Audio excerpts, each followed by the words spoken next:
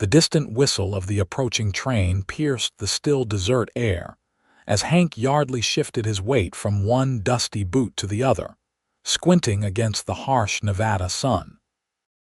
The platform of Piacha's modest train station was nearly empty, save for a few townsfolk going about their business and the station master organizing parcels inside his small office. Hank's stomach churned with anticipation and doubt. Today, after months of exchanged letters, his mail-order bride would arrive from Boston, and his solitary life as a cattle rancher would change forever. "Train's running on time for once," remarked the station master, stepping out onto the platform and checking his pocket watch. "Must be your lucky day, Hank." Hank nodded, tugging at his freshly trimmed beard. At 32, he'd built a respectable ranch 10 miles outside of Piach, but the endless days of hard work followed by silent, empty evenings had finally driven him to place an advertisement in a Boston newspaper. The response from one Miss Eleanor Hayes had seemed promising. Her letters were thoughtful and kind, revealing a woman of education and gentle humor. The train rounded the bend, its black iron form growing larger as it approached the station. Clouds of steam billowed skyward as the locomotive slowed with a screech of metal on metal. Hank straightened his vest and adjusted his hat, heartbeat quickening despite his attempts to remain calm. Several passengers began to disembark: a businessman in a fine suit, a young couple with a small child, an elderly woman assisted by a porter. And then he saw her. The woman who stepped tentatively onto the platform bore little resemblance to the dignified description in her letters. Her dress was little more than tattered rags, the fabric worn through at the elbows and hem. Her feet were bare, dirty and scratched from travel. Her honey-blonde hair hung in limp strands around a face that, despite its pallor and evident exhaustion, retained a delicate beauty.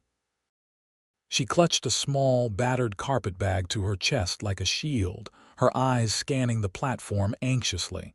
Hank removed his hat and stepped forward. "Miss Hayes." Relief washed over her face, followed immediately by embarrassment. "Mr. Yardley," she said, her voice soft but clear. I apologize for my appearance." Up close, Hank could see that her eyes were the color of summer sage, though reddened from what appeared to be recent tears. A small bruise colored her left cheekbone. "What happened to you?" he asked, unable to hide his concern.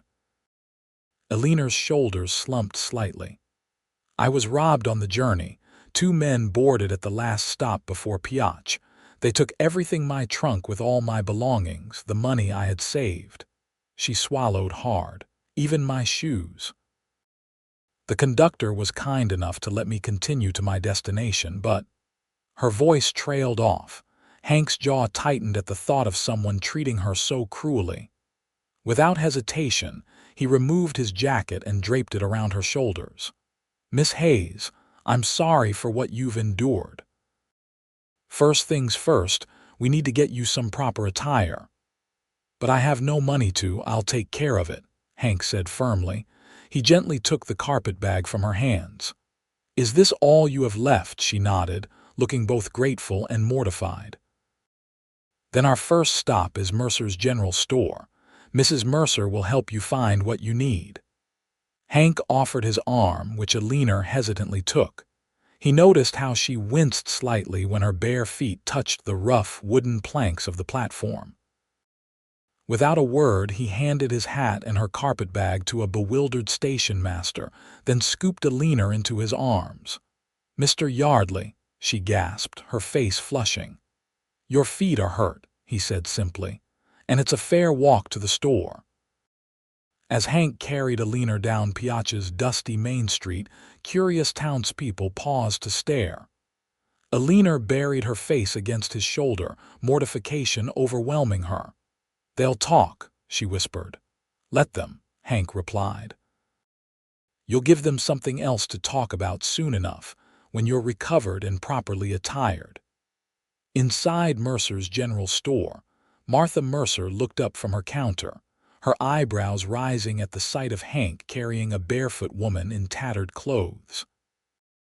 "Martha," Hank said, setting Eleanor gently on her feet. "This is Miss Eleanor Hayes, my intended. She had some trouble on her journey and needs a complete set of clothing and shoes, whatever she wants." Martha's expression softened as she took in Eleanor's disheveled state. "You poor dear. Come with me to the back room. We'll get you fixed right up." Eleanor hesitated, looking to Hank with uncertainty. "Go on," he encouraged. "I'll be right here."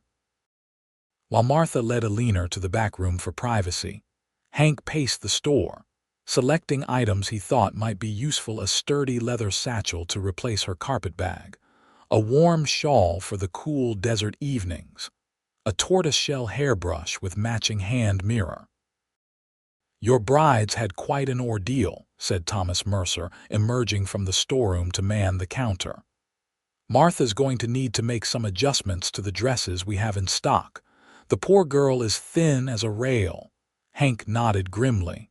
"She was robbed on the train, everything taken." "Shameful," Thomas muttered, shaking his head. "There's word the Slade gang's been hitting the trains between here and Cedar City. Sheriff Buchanan's been organizing a posse." "I'm more concerned with getting Miss Hayes settled than hunting bandits," Hank replied, though a flicker of anger burned in his chest at the thought of the men who had robbed Eleanor. Nearly an hour passed before Martha emerged, looking pleased with herself. "She'll be out in a moment," she told Hank. "I've fitted her with 2 day dresses, a Sunday dress, proper underthings, and sturdy shoes. She cleans up beautifully, Mr. Yardley. You're a fortunate man." When Eleanor finally stepped from the back room, Hank felt his breath catch.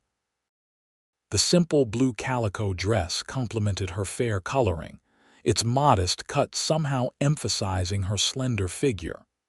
Her hair had been brushed and pinned into a neat bun at the nape of her neck. The scratches on her face and arms remained, but with her back straight and her chin held high, she looked transformed. "Is this acceptable?" she asked hesitantly. "More than acceptable," Hank answered, his voice gruffer than he intended. He cleared his throat. "You look very fine, Miss Hayes." Eleanor's cheeks colored slightly, and she glanced down at her new shoes, practical leather boots suitable for the rugged terrain of Nevada. "They fit perfectly. I cannot thank you enough for your kindness, Mr. Yardley." "Add it all up, Thomas," Hank said, turning to the shopkeeper.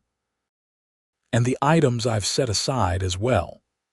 Thomas tallied the purchases, and Hank paid without batting an eye at the substantial sum. He gathered the parcels containing Eleanor's additional clothing and the items he'd selected. "My wagon's outside," he told Eleanor. "Are you hungry?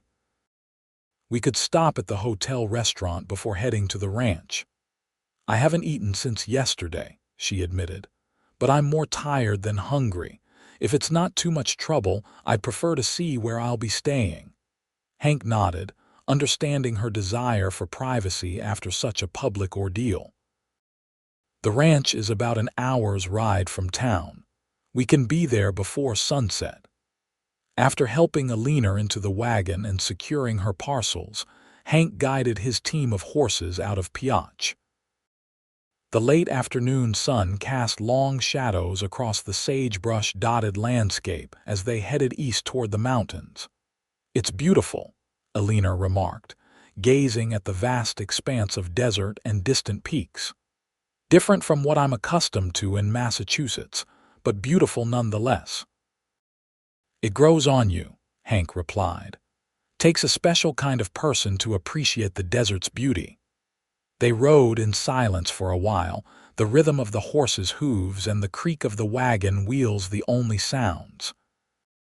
Hank glanced occasionally at his companion, noting how she seemed to be gathering her strength, sitting straighter as the miles passed. "Mr. Yardley," she finally said, "I feel I must be honest with you. The woman who arrived today is not the woman I described in my letters." Hank frowned. "How do you mean?" Eleanor took a deep breath. In my letters, I portrayed myself as coming from a respectable, if modest, background.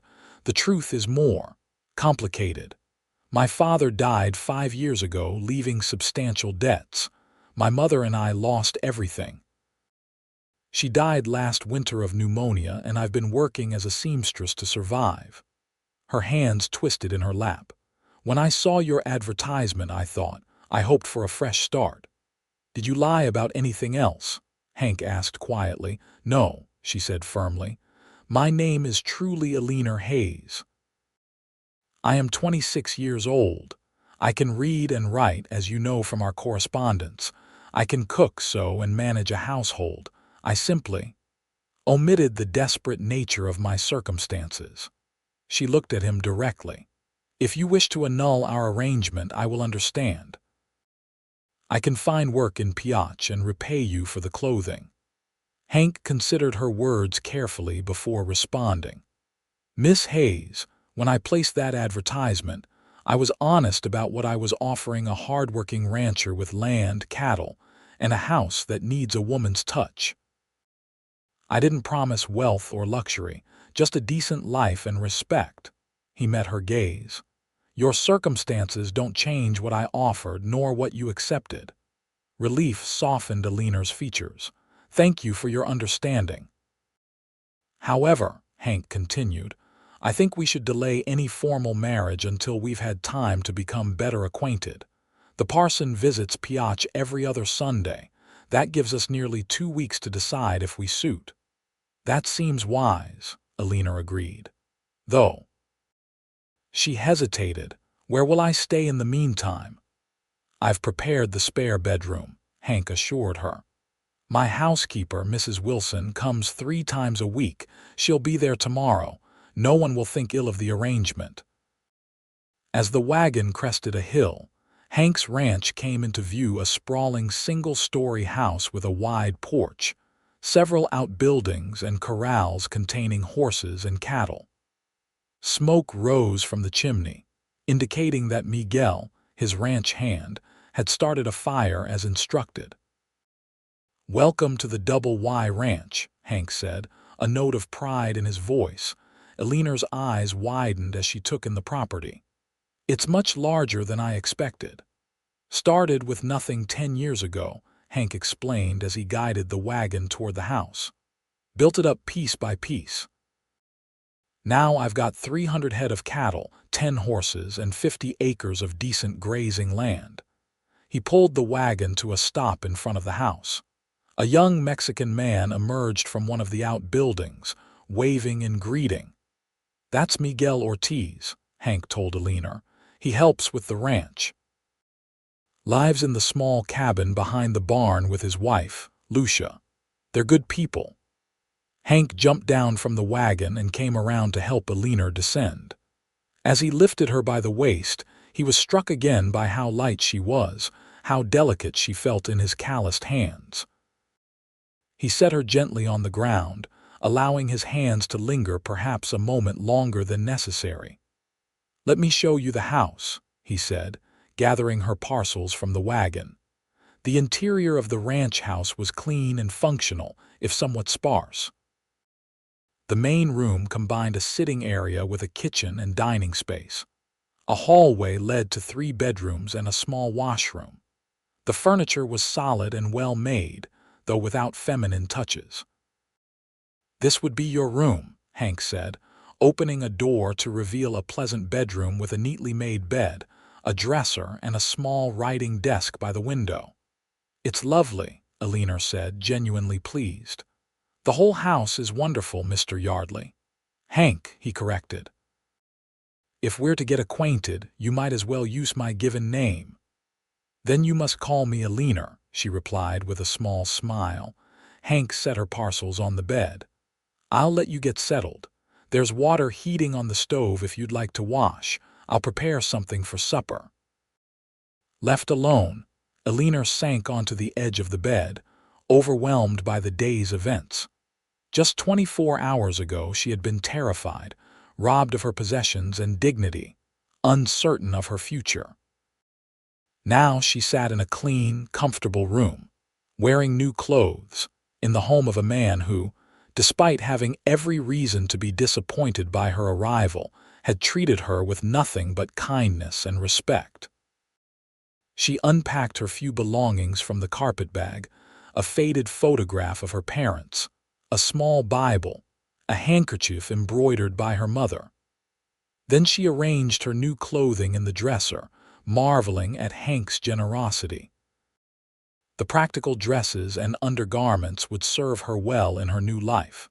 After washing her face and hands in the basin, Eleanor brushed her hair, wincing as the brush caught on tangles.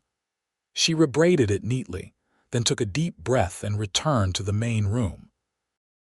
Hank stood at the stove, his broad shoulders straining against his shirt as he tended to a pan of what smelled like bacon.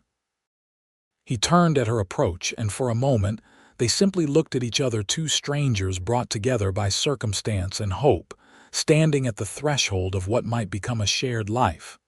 "Feel better?" he asked. "Much," Eleanor replied. "May I help with supper?" "You've had a long journey. Rest tonight.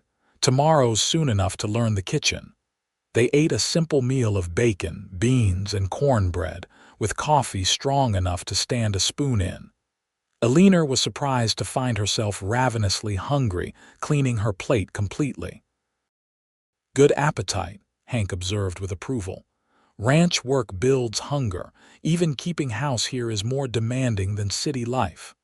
"I'm stronger than I look," Eleanor assured him, "and I'm not afraid of hard work." "I believe you," Hank said. His dark eyes studied her face. "You've already shown considerable courage, making this journey alone." After supper, they sat in the twin rocking chairs on the porch, watching the sunset paint the desert in shades of gold and crimson. The vastness of the landscape made Eleanor feel small, yet strangely at peace. "It's so quiet," she remarked. "In Boston there was always noise, carriages, peddlers, neighbors. Too quiet for some," Hank replied. "Drove my first ranch hand to drink. Said the silence was like a living thing watching him." "I think I shall like it," Eleanor decided. "After everything. The quiet feels like a blessing." As darkness fell, the temperature dropped rapidly. Hank noticed Eleanor shiver and rose to retrieve the shawl he'd purchased. "Desert nights get cold," he said, draping it around her shoulders. His fingers brushed against her neck, and she felt a curious warmth spread through her despite the chill air. "Thank you," she murmured, "for everything today. Most men would have been justified in turning me away when I arrived in such a state." Hank resumed his seat, his expression thoughtful. "I judge people by their character, not their circumstances. You showed courage and dignity despite your situation. That tells me more about you than fine clothes ever could." Eleanor was touched by his words, finding herself drawn to this quiet, principled man.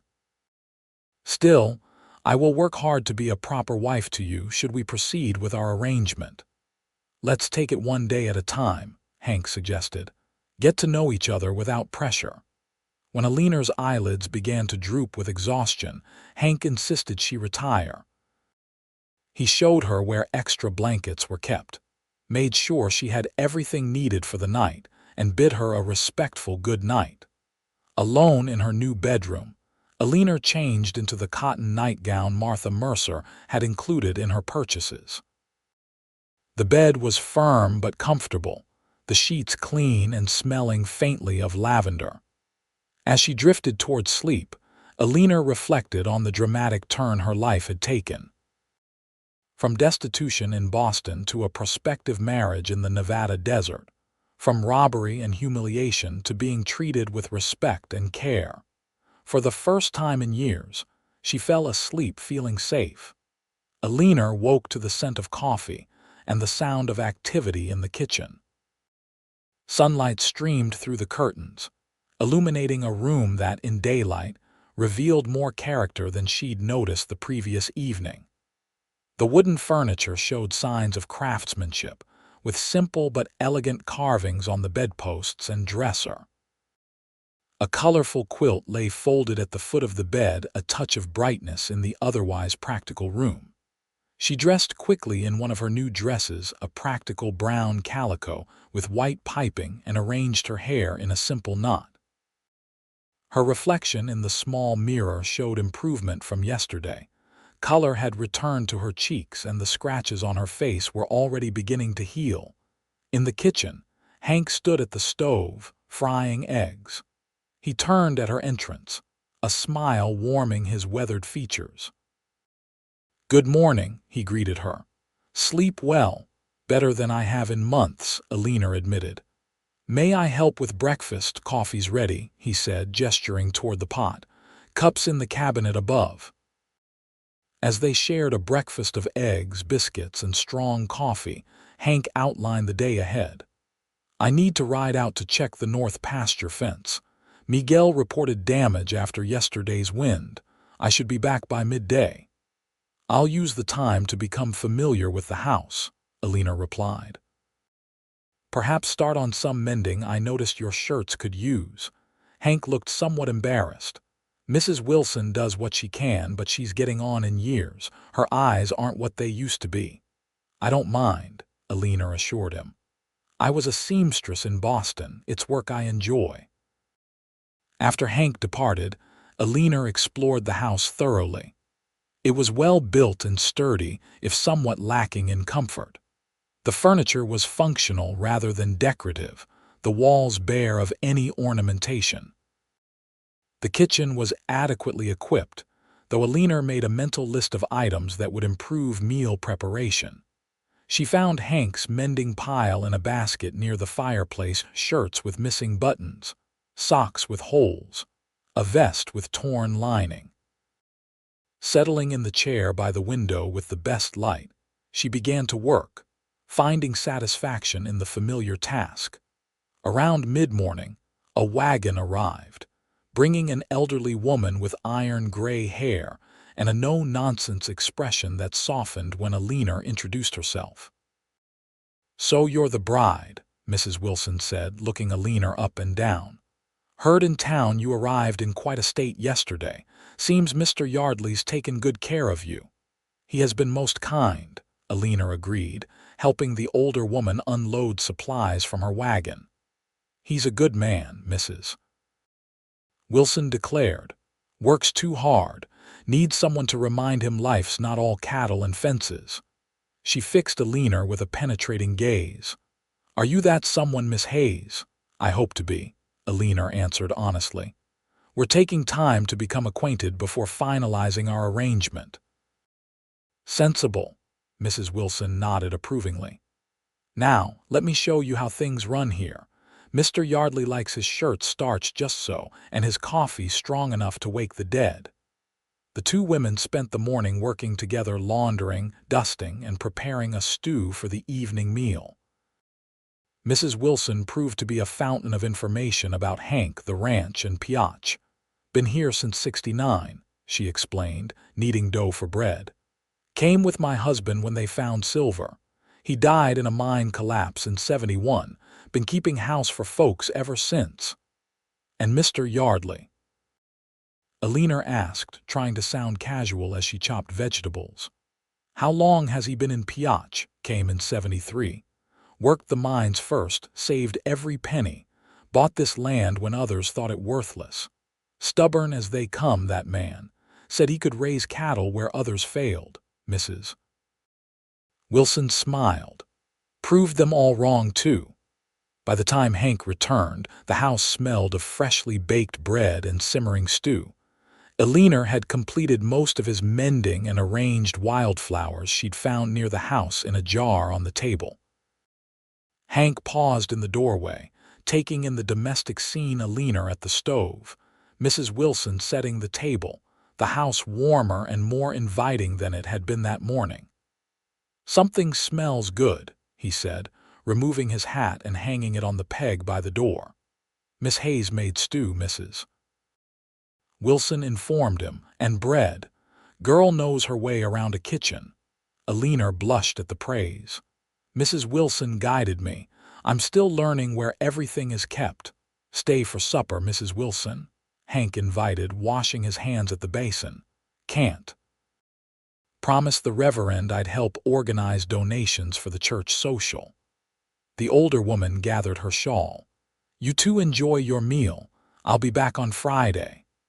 After Mrs. Wilson departed, Eleanor and Hank sat down to their first meal truly alone together. The conversation flowed more easily than Eleanor had expected, with Hank describing his work on the fence and Eleanor sharing what she'd learned about the house. "You've made changes already," Hank observed, glancing at the flowers on the table and the neatly folded pile of mended clothing. "Small ones," Eleanor admitted. "I hope you don't mind." "Not at all," Hank assured her. "The house needs a woman's touch. It's why I placed the advertisement." "Was that the only reason?" Eleanor asked boldly, surprising herself. Hank considered her question seriously. "No," he finally said. "I've built something here that I'm proud of, but at the end of the day, coming home to an empty house, it hollows a man out over time." He met her gaze directly. "I want a partner, Eleanor, someone to share the good days and help weather the bad ones." His honesty touched her. "That's what I want too," she said softly. The following days established a rhythm to their life together. Each morning, Hank rode out to tend to ranch business while Eleanor managed the household. In the evenings, they shared meals and conversation, gradually revealing more of themselves to each other. Eleanor learned that Hank had come west after the war, where he'd served with the Union Army despite being from Kentucky. His family had disowned him for his choice, and he'd never returned east. He'd worked as a miner, a freight hauler, and a horse trainer before saving enough to start his ranch. In turn, she told him of her childhood in Boston, her father's work as a clerk in a shipping office, and the financial disaster that followed his death from heart failure. She described the cramped boarding house where she and her mother had lived, the long hours sewing by candlelight to earn enough for food, and her mother's declining health during the bitter winter that took her life. "After Mother died, I had no one," Eleanor explained one evening as they sat on the porch. "The boarding house owner was kind, but I knew I couldn't stay forever when I saw your advertisement." She paused, remembering her desperate hope when reading Hank's words. It seemed like providence. "And then you were robbed on the way," Hank said grimly. "Did you get a good look at the men? Sheriff Buchanan is still hunting the Slade gang." Eleanor shuddered, recalling the terrifying encounter. One was tall and thin with a scar across his chin. The other was shorter, heavyset, with rotten teeth. They wore bandanas over their faces, but the tall one slipped when he... She stopped, her hand unconsciously rising to touch the fading bruise on her cheek. Hank's expression darkened. "He hit you." "When I refused to give up my mother's locket," Eleanor admitted. "They took it anyway." Hank's fists clenched, but he kept his voice gentle. "I'm sorry that happened to you. If they're caught, your locket might be recovered." "I've made peace with its loss," Eleanor said, though the absence of the small silver pendant still pained her. "Material things can be replaced. I'm grateful to have escaped with my life." On Sunday, Hank drove Eleanor into Piotch for church services. She wore the navy blue dress Martha Mercer had selected for her Sunday best, with her hair arranged in an elegant twist beneath a modest bonnet. As they entered the small wooden church, Eleanor felt the curious gazes of the townspeople. Reverend Thomas, a kindly man with spectacles and a flowing white beard, welcomed her warmly. "Miss Hayes, we're delighted to have you join our community. Mr. Yardley has been a pillar of our congregation since arriving in Piotch." After the service, Eleanor was introduced to what seemed like the entire town. The women were particularly interested, some welcoming, others clearly assessing her as potential competition. Through it all, Hank remained at her side, his steady presence reassuring. "Mrs. Patterson has invited us for Sunday dinner," Hank told her as they exited the church. "Robert Patterson owns the Mercantile. His wife, Sarah, is a fine cook and the unofficial social director of Piotch." The Patterson home was the grandest in town, a two-story structure with actual glass windows and a manicured garden. Inside, the furnishing spoke of wealth and Eastern tastes: Brussels carpets, velvet draperies, and a piano in the parlor. "Miss Hayes, welcome to Piotch," Sarah Patterson said, taking Eleanor's hands in her own. She was a handsome woman in her 40s with expertly coiffed brown hair and an elaborate silk dress. "We've all been eager to meet Hank's bride-to-be. Thank you for your hospitality, Mrs. Patterson," Eleanor replied, noting the assessing look in the older woman's eyes. The dinner party included several of Piotch's leading citizens: the banker and his wife, the newspaper editor, and a mining executive visiting from San Francisco. Eleanor, accustomed to Boston society before her family's downfall, held her own in the conversation, impressing the guests with her knowledge of literature and current events. "You're quite well read for a mail-order bride," remarked Mrs. Hollister, the banker's wife, with a smile that didn't reach her eyes. "My father believed education was important for both his sons and daughters," Eleanor replied evenly. "Though circumstances required me to earn my living as a seamstress, I never neglected my mind." Hank, watching this exchange, felt a surge of pride in Eleanor's composure. Throughout the meal, he observed how skillfully she navigated the subtle social currents, neither apologizing for her position nor allowing herself to be diminished by those who clearly considered themselves her superiors. On the ride back to the ranch, he finally said what had been on his mind all afternoon. "You impressed everyone today." Eleanor sighed, relaxing slightly. "They were testing me, particularly Mrs. Patterson and Mrs. Hollister." "And you passed with flying colors," Hank assured her. "Sarah Patterson will now pronounce you acceptable, which means the rest of the town will follow suit." "You care about such things?" Eleanor asked, curious. Hank considered the question. "Not for myself, but I want you to be comfortable here, to have friends and a place in the community. Life can be isolated enough on a ranch without being ostracized by the town." His consideration touched her deeply. "Thank you for thinking of my happiness." As they approached the ranch, the setting sun gilded the landscape in rose and gold. Eleanor found herself increasingly drawn to this place, to the vast open spaces and crisp, clear air. Most of all, she found herself drawn to the quiet, steadfast man beside her, whose strength was matched by his kindness. That evening, sitting on the porch as had become their custom, Hank turned to Eleanor with unusual solemnity. "Tomorrow makes a week since you arrived," he said. "The Reverend will be back in Piotch next Sunday." Eleanor's heart quickened. The unspoken question hung in the air between them. "Are you asking if I wish to proceed with our marriage?" she asked softly. "I am," Hank confirmed. "This week has shown me that we suit well enough. You've brought life to this house, Eleanor. I'd be honored to have you as my wife." He paused, adding, "But only if that's what you truly want. You could wait for the eastbound train, return to Boston with money enough for a fresh start.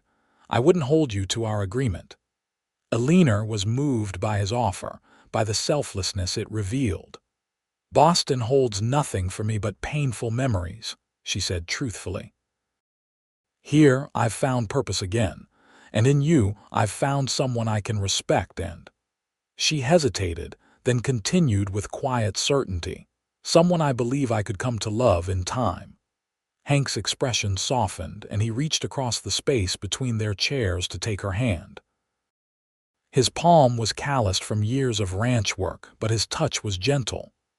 "Then, Miss Eleanor Hayes, would you do me the honor of becoming my wife this Sunday?"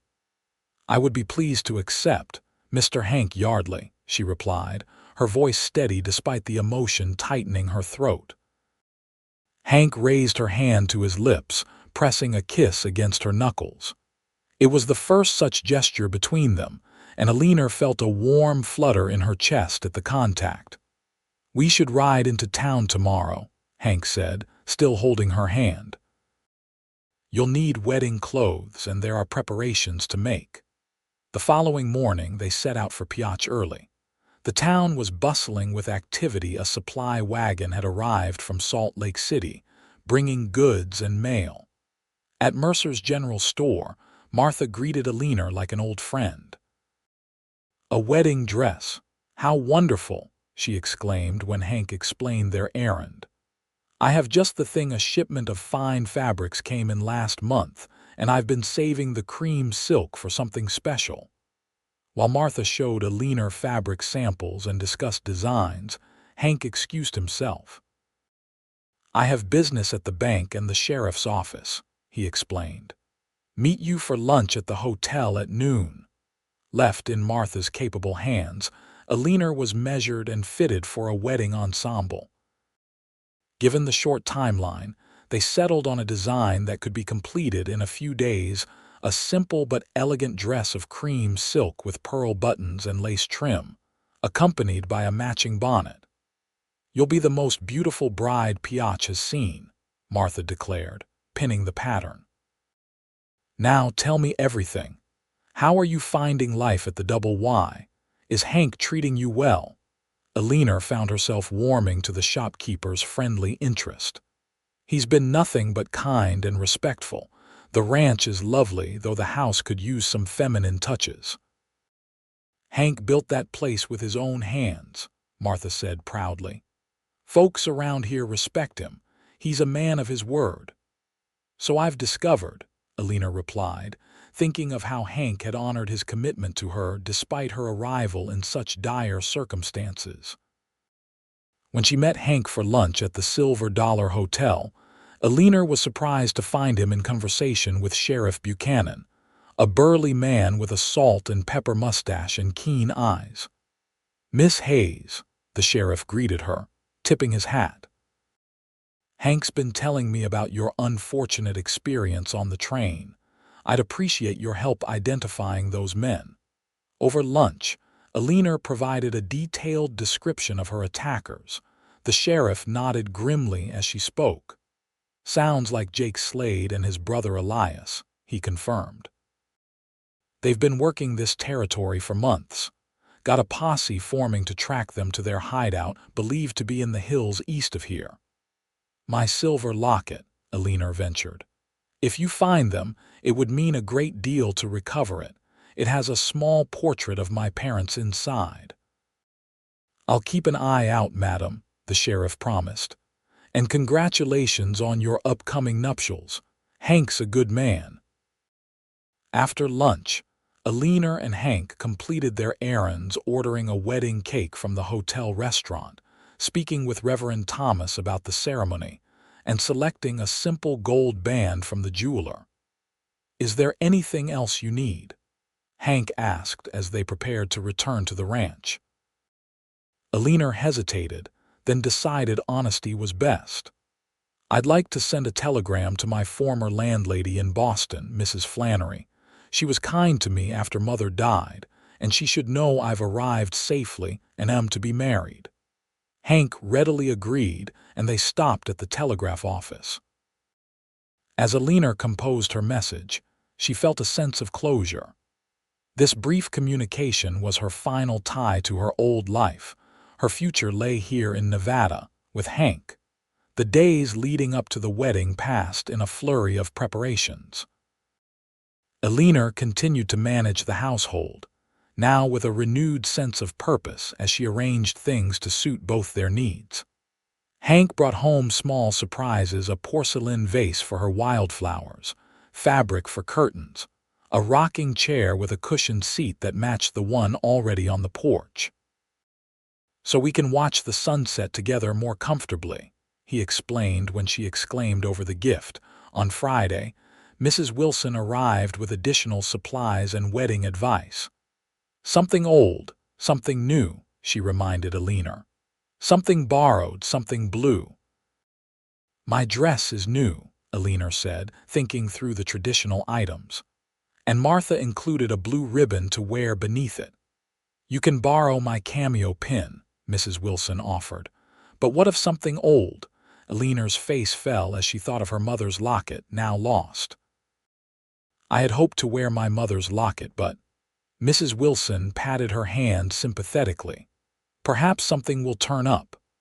On Saturday evening, Eleanor's wedding dress was delivered by Martha herself, who insisted on helping with final adjustments. The simple, elegant gown transformed Eleanor, emphasizing her slender grace and complementing her fair coloring. "You look beautiful," Martha declared, stepping back to admire her work. "Hank won't know what hit him." After Martha departed, Eleanor carefully hung the dress in her room, excitement and nervousness warring within her. Tomorrow, she would become Mrs. Hank Yardley, binding her life to a man she had known for just over a week. Yet in that brief time, she had developed a deep respect and growing affection for him that made the prospect more thrilling than frightening. Unable to sleep, she stepped onto the porch, wrapping her shawl around her shoulders against the cool night air. The desert spread before her, bathed in silver moonlight, vast and mysterious yet increasingly familiar. The sound of boots on the wooden boards alerted her to Hank's presence. "Couldn't sleep?" he asked, joining her at the railing. "Too many thoughts," she admitted. "This time tomorrow I'll be your wife." Having second thoughts. His voice was calm, but Eleanor detected a hint of concern. "No," she assured him quickly. "Just marveling at how life can change so completely in such a short time. A fortnight ago, I was alone in Boston with no prospects. Now I'm here, about to marry a man I—" She stopped, uncertain how to express her evolving feelings. "A man you barely know," Hank finished for her, his expression solemn in the moonlight. "A man I respect," Eleanor corrected. "A man who has shown me more kindness in 1 week than I've known in years." She turned to face him directly. "I may not know everything about you, Hank Yardley, but I know enough to be certain I'm making the right choice." Hank's expression softened, and he reached out to touch her cheek gently. "I feel the same," he said simply. Then, with a smile, he added, "Though tradition says I shouldn't see you before the wedding tomorrow, Mrs. Wilson would have my hide." Eleanor laughed, the tension broken. "Then you'd better get some sleep, Mr. Yardley. I wouldn't want you to be late to your own wedding." Morning dawned clear and bright, a perfect September day for a wedding. Eleanor woke early, too excited to sleep late. She bathed using the lavender-scented soap Martha had included with her dress delivery, then carefully arranged her hair, weaving Mrs. Wilson's borrowed cameo into the elegant knot. A knock at the door revealed Mrs. Wilson, who had arrived early to help with preparations. "You look lovely, dear," she declared, assisting Eleanor into her wedding gown. "But something's missing." Before Eleanor could respond, another knock sounded at the front door. Mrs. Wilson hurried to answer it, returning moments later with Sheriff Buchanan. "Pardon the intrusion, Miss Hayes," he said, removing his hat. "But I thought you might want this for your special day." He held out his hand, revealing a small silver locket. Eleanor gasped, reaching for the precious object with trembling fingers. "My mother's locket, how did you find it?" "Caught up with the Slade brothers yesterday," the sheriff explained. "They had quite a collection of stolen goods. When I saw this with the portrait inside, I remembered your description." Tears welled in Eleanor's eyes as she opened the locket to reveal the tiny painted portraits of her parents. "Thank you," she whispered. "You cannot know what this means to me." "Consider it a wedding present from the town of Piatch," the sheriff said with a smile. "Hank's waiting at the church, looking nervous as a long-tailed cat in a room full of rocking chairs. Best not keep him waiting too long." After the sheriff departed, Mrs. Wilson helped Eleanor fasten the locket around her neck. "Now you have something old," she said approvingly. "And more importantly, a piece of your family with you today." Miguel arrived with the wagon, decorated with wildflowers and ribbons for the occasion. He helped Eleanor aboard, handling her as carefully as if she were made of porcelain. "You look beautiful, Miss Hayes," he said shyly. "Mr. Yardley is a fortunate man." The small church in Piotch was filled to capacity when Eleanor arrived. It seemed the entire town had turned out for the event. As Miguel escorted her to the church door, Eleanor took a deep breath, steadying her nerves. The simple melody of Greensleeves, played on the church's small organ, signaled the start of the ceremony. Eleanor stepped into the church on Miguel's arm, her eyes immediately finding Hank standing at the altar beside Reverend Thomas. Hank wore a new black suit, his dark hair neatly combed, his face freshly shaved. As he turned to watch Eleanor's approach, the look of wonder and admiration in his eyes made her heart swell with emotion. The ceremony itself passed in a blur of traditional words and solemn vows. Eleanor heard herself promising to love, honor, and cherish this man she had known for only days, yet the words felt right, true. When Hank slipped the simple gold band onto her finger, his hands were steady, his eyes holding hers with quiet intensity. "I now pronounce you husband and wife," Reverend Thomas declared. "Mr. Yardley, you may kiss your bride."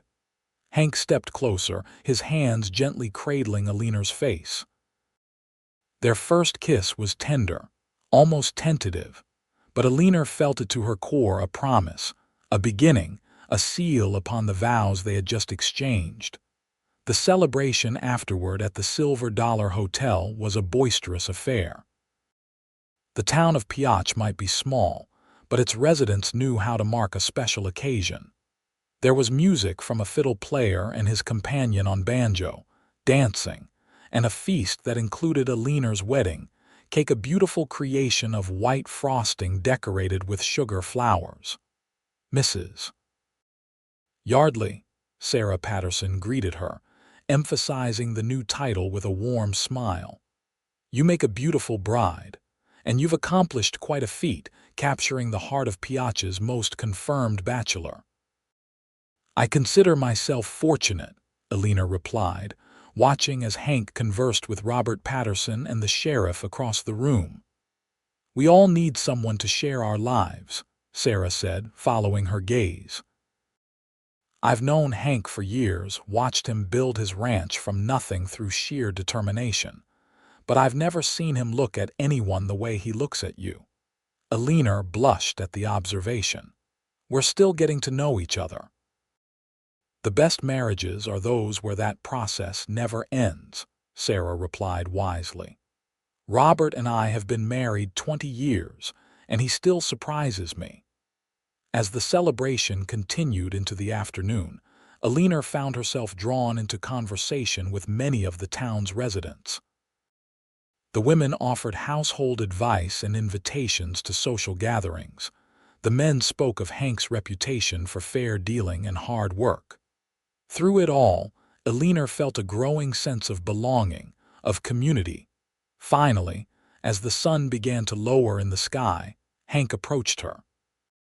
"Ready to go home, Mrs. Yardley?" he asked, offering his arm. "Yes," Eleanor replied, liking the sound of her new name on his lips. "I'm ready." They departed amid cheers and well wishes, climbing into their flower-decorated wagon for the journey back to the ranch. As they left the town behind, Eleanor felt a curious mixture of excitement and nervousness about the evening ahead. She and Hank had maintained a respectful distance during their brief courtship, but tonight everything would change. The ranch looked different somehow as they approached, not just because of the golden light of sunset washing over it, but because Eleanor now viewed it truly as her home, her future. Hank helped her down from the wagon, then surprised her by sweeping her into his arms. "Threshold tradition," he explained with a smile, carrying her up the steps and across the doorway into the house. Inside, Eleanor saw that someone, likely Mrs. Wilson, had prepared the house for their return. Fresh flowers stood in the vase on the table, the lamps were lit, and a bottle of wine with 2 glasses waited beside a small package wrapped in brown paper. Hank set Eleanor gently on her feet and picked up the package. "A wedding gift," he said, handing it to her. "I wanted to wait until we were home." Eleanor unwrapped the paper to reveal a small wooden box, beautifully carved with wildflowers. Opening it, she found a delicate gold chain supporting a pendant in the shape of a Y, inlaid with a small pearl. "For the Double Y Ranch," Hank explained. "So you'll always carry a piece of our home with you." Touched beyond words, Eleanor raised her eyes to his. "It's beautiful. Thank you." Hank took the necklace from the box and moved behind her to fasten it around her neck, his fingers warm against her skin. "Now you have 2 necklaces," he observed, "your past and your future." Eleanor turned to face him, emotion tightening her throat. "Hank," she began, then faltered, uncertain how to express what she was feeling. Hank seemed to understand. He drew her gently into his arms, his embrace protective yet undemanding. "We have time, Eleanor," he said softly. "All the time we need." His consideration moved her deeply. Rising on tiptoe, Eleanor initiated their second kiss, less hesitant than the first, conveying her growing feelings for this man who had so quickly become essential to her happiness. When they separated, Hank's eyes had darkened, but his voice remained gentle. "Would you like some wine? Or perhaps something to eat? The celebration was busy. You barely had time for a bite." "Wine would be nice," Eleanor agreed, grateful for his sensitivity to her nervousness. They sat on the sofa, closer than they ever had before, and sipped the sweet red wine as they talked about the day, the ceremony, the celebration, the kindness of the townspeople. The ordinary conversation helped ease the tension, making the extraordinary circumstances of their new relationship feel more natural. As the evening deepened, however, Eleanor felt the weight of unspoken expectations. Setting aside her empty glass, she gathered her courage. "I should change out of my wedding dress," she said, rising from the sofa. Hank nodded, understanding her unspoken request for a few moments of privacy. "I'll bank the fire and lock up," he said. "Take your time." In the bedroom, now their bedroom, Eleanor carefully removed her wedding gown, hanging it in the wardrobe alongside the everyday dresses Hank had purchased that first day. She unbound her hair, letting it fall around her shoulders, and changed into the white cotton nightgown that had been part of her trousseau. When Hank entered the room some minutes later, he paused in the doorway, his expression softening at the sight of her sitting on the edge of the bed, her hair loose around her shoulders, her hands clasped tightly in her lap. "You are so beautiful," he said quietly, crossing to sit beside her. "And I am a fortunate man." Eleanor looked up at him, finding reassurance in his gentle gaze. "I'm nervous," she admitted, "but not afraid, not with you." Hank took her hand, raising it to his lips. "We're both new to this marriage, sharing a life we'll learn together." As the night deepened around them, husband and wife discovered each other with tenderness and growing passion.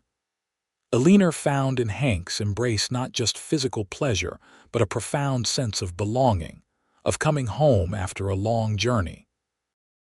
And Hank, holding Eleanor in the quiet aftermath, knew with certainty that his life had been forever changed by the woman who had arrived in rags and barefoot, yet had brought immeasurable richness to his world. The weeks that followed their wedding established a new rhythm to life at the Double Y Ranch. Each morning, Eleanor rose early to prepare breakfast before Hank headed out to work with Miguel. The days were filled with household tasks, garden tending, and increasingly assisting with ranch operations, feeding chickens, collecting eggs, and even learning to milk the 2 dairy cows Hank purchased at the autumn livestock auction. "You're becoming a proper rancher's wife, Mrs. Wilson observed approvingly when she arrived for her regular visit and found Eleanor churning butter on the porch. "Those city ways are falling away fast." Eleanor laughed, not minding the observation. "I find I prefer this life," she admitted. "In Boston, even before our financial troubles, there was so much artifice. Here, what matters is what you can do, not who your family is or how elegantly you pour tea." October brought cooler temperatures and preparations for winter. Hank and Miguel spent days repairing outbuildings, stockpiling firewood, and ensuring the cattle would have adequate feed. Eleanor preserved garden produce, sewed heavier curtains for the windows, and lined Hank's work coat with wool for the cold months ahead. In the evenings, husband and wife continued their practice of sitting together on the porch, watching the sunset. As the weather cooled, they often brought blankets, sitting close for warmth. These quiet times were when they talked most freely, sharing stories of their pasts and dreams for their future. "I'd like to expand the herd next year," Hank told her one evening. "The railroad's buying more beef for the mining camps up north. Could mean good profits if we're prepared." "How many cattle would you add?" Eleanor asked, having learned enough about ranching now to understand the implications. "Another 100 head, maybe more, would mean hiring another ranch hand." Hank glanced at her. "Would mean more work for you two, feeding an extra mouth." "I don't mind," Eleanor assured him, touched that he considered her opinion. "This is our ranch, our future. I want it to prosper as much as you do." Hank's arm tightened around her shoulders. "Our ranch," he repeated, satisfaction evident in his voice. "I like the sound of that." Eleanor nestled closer to him, enjoying his warmth against the evening chill. "So do I." In November, they rode into Piotch for the Harvest Festival, an important social event in the small community's calendar. The town square was decorated with cornstalks and pumpkins, and tables groaned under the weight of potluck dishes brought by every family. "Eleanor, Hank," Sarah Patterson called, waving them over to where she stood with a group of women. "We were just discussing the Christmas pageant. Eleanor, would you consider helping with the children's costumes? Martha says you're a skilled seamstress." Eleanor readily agreed, pleased to be included in community activities. While she conversed with the women about pageant plans, Hank joined the men gathered near the cider barrel, where the conversation centered on cattle prices and the upcoming winter. "The Yardleys seem to be settling in well," Sarah remarked to the other women, watching as Eleanor sketched costume ideas in a small notebook. "Married life agrees with you, Eleanor." "It does," Eleanor confirmed, unable to keep a smile from her face. In the 2 months since their wedding, her feelings for Hank had deepened from respect and gratitude to genuine love. Each day revealed new aspects of his character, to admire his patience with the young colt he was training, his fairness in his dealings with Miguel, his quiet strength when facing challenges. The festival continued into the evening with music, dancing, and the lighting of a massive bonfire. Hank surprised Eleanor by leading her into a lively reel, proving himself a more accomplished dancer than she had expected. "Where did you learn to dance like that?" she asked breathlessly as the music ended. "My mother insisted all her sons learn proper dancing," Hank admitted. "Said no child of hers would shame her at social gatherings." A shadow crossed his face at the mention of his family, as it always did. "You miss them," Eleanor observed gently. "I miss who they were before the war tore everything apart," Hank corrected. Kentucky was divided, neighbor against neighbor, brother against brother. My choice to fight for the Union was unforgivable in their eyes. He shook his head. But that's all in the past now. This is my home and you're my family. Eleanor reached up to touch his face, her heart full. And you are mine, she said simply. As they drove home that night, the stars brilliant in the clear desert sky, Eleanor realized how completely her life had transformed in just 3 months. The desperate young woman who had arrived in Piach with nothing had found not only security but happiness beyond her expectations. December brought the first significant snowfall, transforming the desert landscape into a pristine white wonderland. The ranch house, with its crackling fire and holiday decorations Eleanor had crafted, became a warm haven against the winter chill. In the week before Christmas, Eleanor rode into town with Hank to deliver the costumes she had made for the pageant and to purchase a few small gifts. As they passed the telegraph office, the operator called out to them, "Mrs. Yardley, message came for you yesterday." Surprised, Eleanor took the telegram. Opening it, she read the brief message from Mrs. Flannery in Boston. "Leaner stop overjoyed to hear of your marriage. Stop letter follows with news. Stop blessings to you and your husband. Stop Mrs. F. Good news," Hank asked as they continued toward the general store. "Just acknowledgement of my earlier telegram," Eleanor explained. "Mrs. Flannery was kind to me after Mother died. She says she's sending a letter." They completed their shopping quickly, as the temperature was dropping and more snow threatened.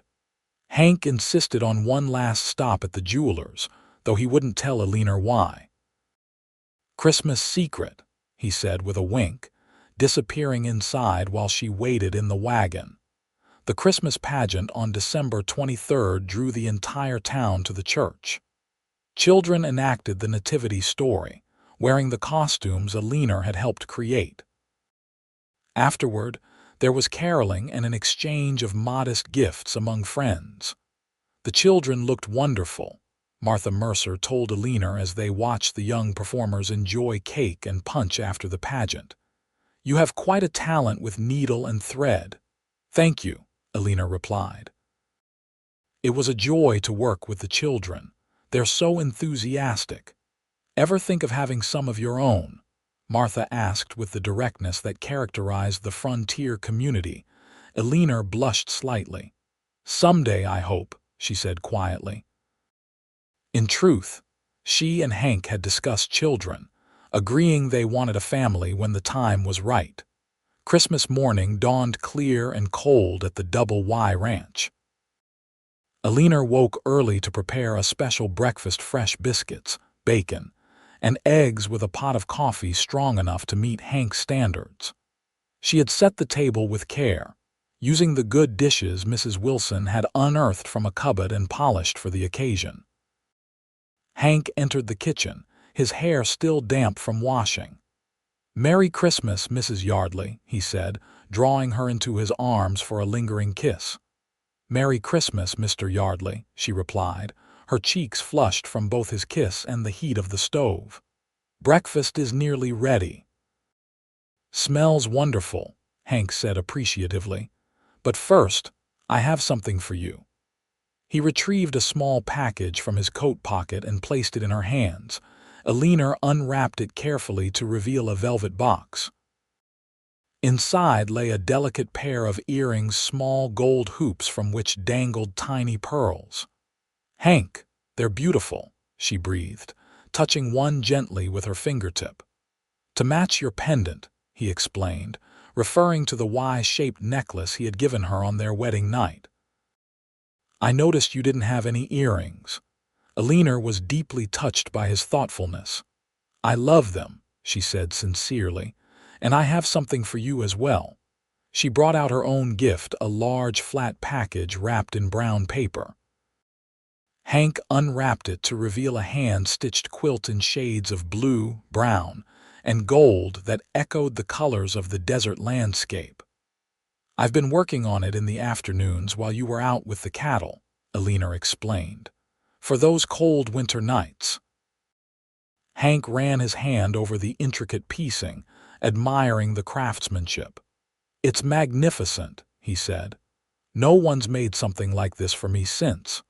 He trailed off, memories of his mother briefly shadowing his expression. "I wanted you to have something that was made just for you," Eleanor said softly. "Something that shows how much I—" She hesitated, then finished with quiet certainty. "How much I love you." It was the first time she had spoken the words aloud, though they had been growing in her heart for weeks. Hank's expression softened, and he drew her close. "And I love you, Eleanor Yardley," he replied, his voice husky with emotion. "More than I ever thought possible." Their Christmas breakfast was delayed as they shared a moment of tenderness that deepened into passion, celebrating their love in the most intimate way. Later, as they sat before the fire wrapped in Eleanor's new quilt, Hank broached a subject that had been on his mind. "I've been thinking about writing to my family," he said, watching the dancing flames rather than meeting her eyes. "It's been almost 10 years. My parents, they might not even be alive." Eleanor laid her hand on his arm. "I think that's a wonderful idea," she encouraged. "Whatever happened in the past, they're still your family." "You're my family now," Hank said firmly, "but perhaps it's time to heal old wounds if possible." He turned to face her, his expression serious. "Would you help me write the letter? I'm not good with words the way you are." "Of course," Eleanor agreed, deeply moved by his trust in her. "We'll write it together." As the new year of 1878 began, life at the Double Y Ranch settled into a pattern of work and domestic tranquility that suited both Eleanor and Hank perfectly. January brought heavy snows that temporarily isolated the ranch, but they found joy in their enforced seclusion, spending evenings reading aloud from books Eleanor had ordered from back east, or simply talking by the fire. In February, the promised letter from Mrs. Flannery arrived, bringing surprising news. A distant cousin of Eleanor's father had died, leaving a small inheritance to Eleanor as his only living relative. The sum wasn't substantial, but it represented independence she had never expected to have again. "What will you do with it?" Hank asked when she shared the news. "I've been thinking about that," Eleanor replied. "I'd like to set some aside for our future children's education, and perhaps use some to improve the house. A proper bathtub would be wonderful." Hank smiled at her practical plans. "The money is yours, Eleanor. You can use it however you wish." "It's ours," she corrected. "Just as the ranch is ours. What's mine is yours, and what's yours is mine. Isn't that what marriage means?" Hank's eyes warmed at her words. "Yes, it is," he agreed, pulling her into an embrace. "And I'm grateful every day that you came into my life, even if you did arrive in rags and barefoot." Eleanor laughed, remembering that first meeting at the train station. "And you bought me new clothes and shoes before anything else," she recalled. "That's when I first began to believe I might have found a good man. Just decent enough to know a lady shouldn't go barefoot in the desert," Hank said with mock modesty. "Though I admit, even in those rags, you were the most beautiful woman I'd ever seen." "Flatterer," Eleanor accused, though she was pleased by his words. "Simple truth," Hank countered, kissing her forehead.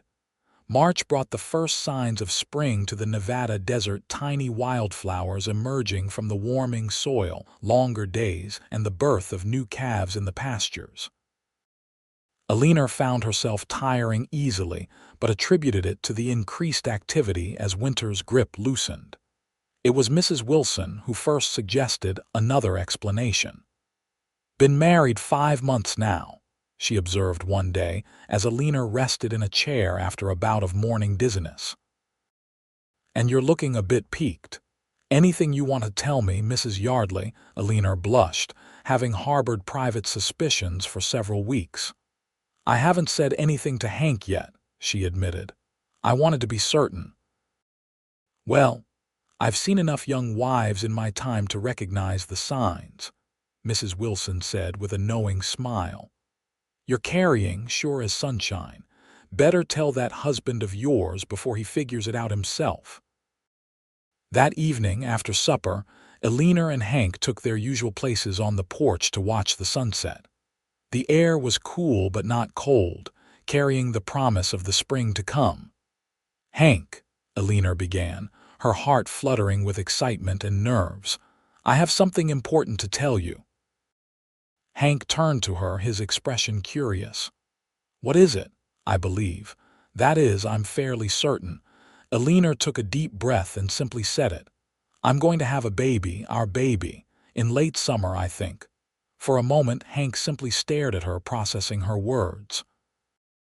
Then his face transformed with a joy so pure it brought tears to Eleanor's eyes. A baby, he repeated, his voice filled with wonder. Our child. He reached for her hands, holding them tightly. Are you happy about this? Very happy, Eleanor assured him, her own joy reflected in her smile.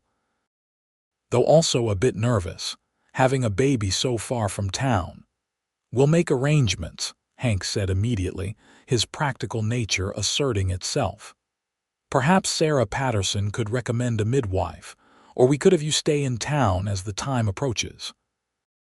We have months to plan, Eleanor reminded him. For now, I just wanted to share the news with you. Hank released her hands only to enfold her in a gentle embrace. Thank you, he whispered against her hair, for coming to Piotch, for becoming my wife, and now for carrying our child. You've brought more happiness into my life than I ever thought possible. Eleanor relaxed against him, savoring the moment. From her desperate arrival in Piotch less than 6 months ago to this moment of pure joy, her life had transformed completely. The mail-order bride who had arrived in rags and barefoot had found not just security but deep, abiding love with the cowboy who had first bought her new clothes and shoes. As the sun set over the Nevada desert, painting the sky in brilliant hues of orange and purple, Eleanor Yardley offered a silent prayer of gratitude for the journey that had brought her home. Summer, 1878 brought sweltering heat to the Nevada desert, made particularly challenging for Eleanor in her advancing pregnancy.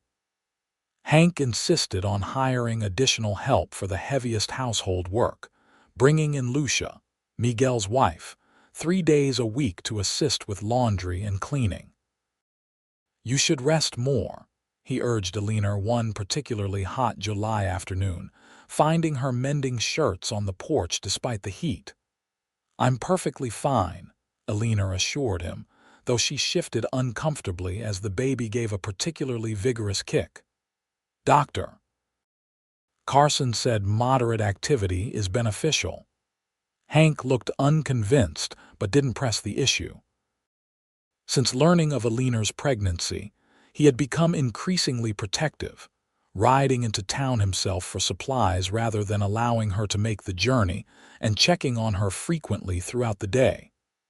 The cattle are doing well, he reported, settling into the chair beside her. Should be a good year for the drive in September. Eleanor nodded, grateful for his success. The expansion of the herd had proven profitable, allowing them to make improvements to both the ranch and their home. The proper bathtub Eleanor had wished for was now installed in an expanded washroom, and Hank had built a nursery adjoining their bedroom, furnished with a cradle he had crafted himself from pine harvested in the mountains. I received another letter from your sister, Eleanor said, reaching for the envelope on the small table beside her. She sounds eager to visit once the baby arrives. Hank's correspondence with his family in Kentucky had yielded unexpected results. While his parents had both passed away during his absence, his sister Mary had responded to his letter with joy and forgiveness. The siblings had rekindled their relationship through a series of letters, and Mary had expressed her intention to travel west to meet Eleanor and the new baby. It will be good to see her, Hank admitted. It's been too long.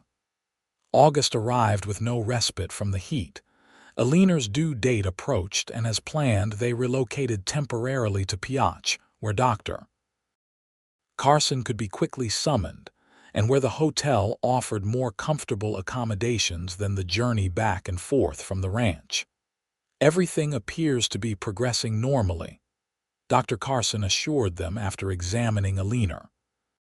First babies often take their time, but I expect you'll deliver within the next 2 weeks.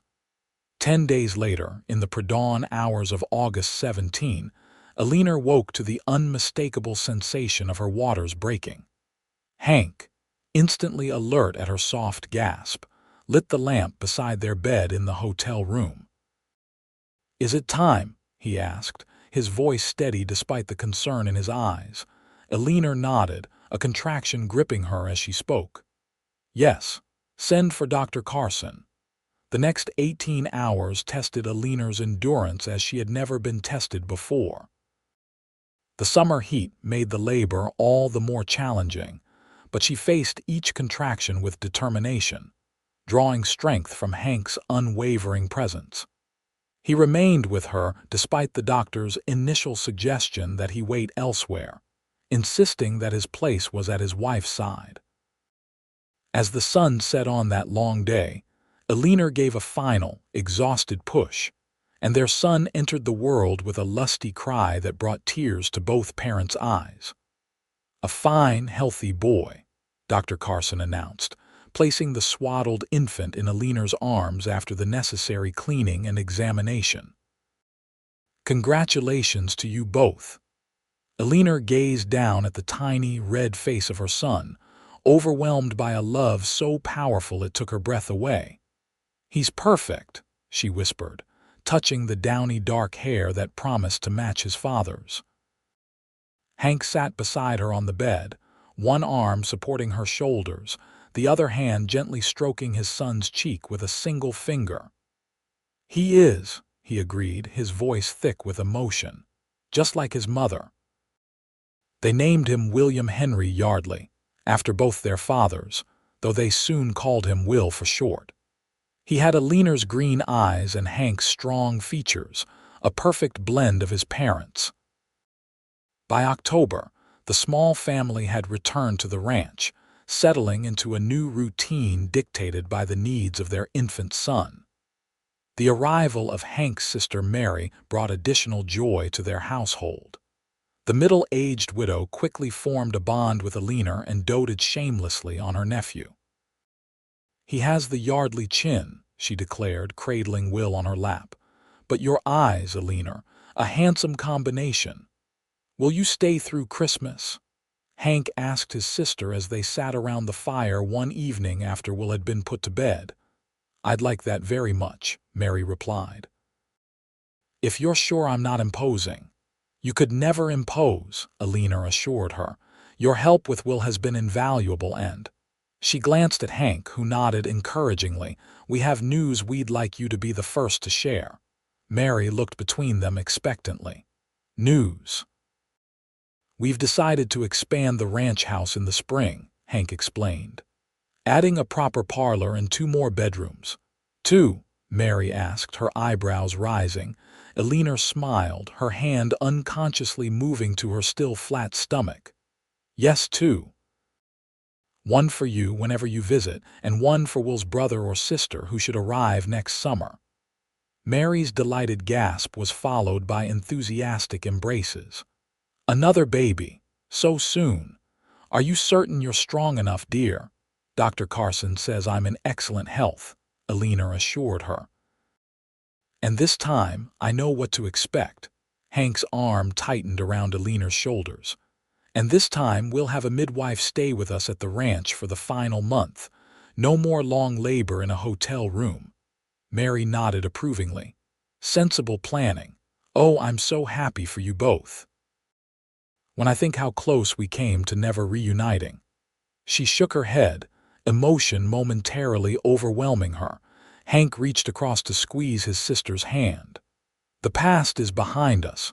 We're family now, all of us."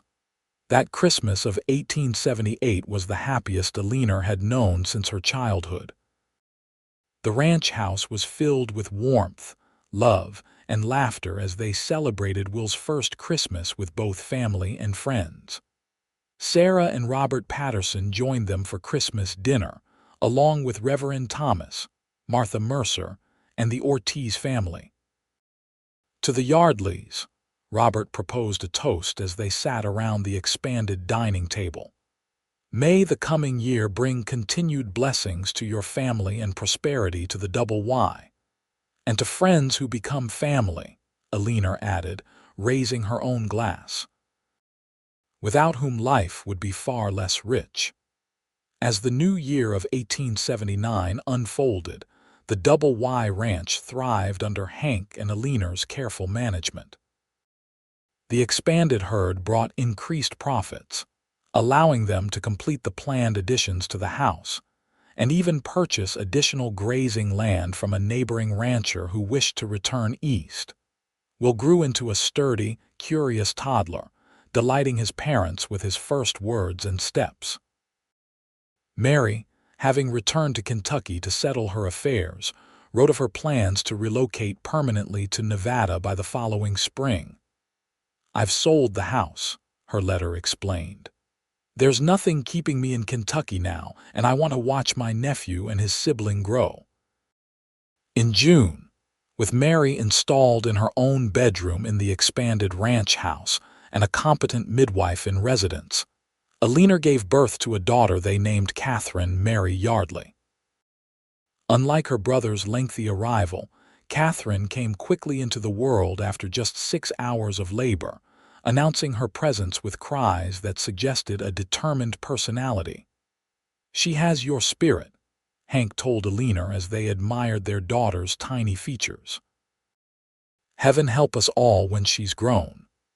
2 years later, the Yardley family welcomed another son, James Miguel, named in part for the loyal ranch hand who had become Hank's right-hand man and friend. By then, the Double Y was recognized as one of the most successful ranches in the region, its cattle known for their quality, its operations a model of efficiency. Eleanor, now 33 and the mother of 3 healthy children, had grown into her role as a rancher's wife with confidence and grace. The desperate young woman who had arrived in Piach with nothing had become a respected member of the community, known for her generosity, her skill with needle and thread, and her unwavering support of her husband's endeavors. Hank, approaching 40, had found in ranching and family life a fulfillment he had never expected when he first came west. The quiet cowboy who had met a barefoot bride at the train station had opened his heart fully to love, building not just a successful ranch but a home filled with joy. On their 5th wedding anniversary, after the children had been tucked into bed with Aunt Mary's help, Hank presented Eleanor with a small package. "5 years deserve something special," he said as she unwrapped the gift to reveal a delicate silver bracelet set with 5 small emeralds. "It's beautiful," Eleanor breathed, admiring how the green stones matched her eyes. "But you shouldn't have spent so much." "We can afford it," Hank assured her, fastening the bracelet around her wrist. "And you deserve far more than I could ever give you, Eleanor. You've made these past 5 years the happiest of my life." Eleanor touched his face gently. "Do you ever think about that first day, when I arrived looking like a beggar?" Hank caught her hand and kissed her palm. "I think about how brave you were. How despite everything, you held yourself with dignity. I knew then I'd made the right choice in asking you to be my wife. And I knew I'd made the right choice when your first concern was for my comfort, buying me clothes and shoes before anything else." Eleanor smiled at the memory. "It was a small thing, perhaps, but it told me everything about your character." "The best decision I ever made," Hank declared, drawing her into his arms, "was placing that advertisement in a Boston newspaper." "And the best decision I ever made," Eleanor replied, her eyes shining with love, "was answering it." as they shared a tender kiss in the home they had built together, surrounded by evidence of their shared life, children's toys, books, the quilt Eleanor had made for their first Christmas. Both reflected on the journey that had brought them to this moment. From strangers bound by a practical arrangement to partners united by deep and abiding love, they had created something precious and enduring. The mail-order bride who had arrived in rags and barefoot, and the cowboy who had bought her new clothes and shoes first had found in each other not just the companionship they sought, but a love story worthy of the vast, beautiful, challenging land they called home.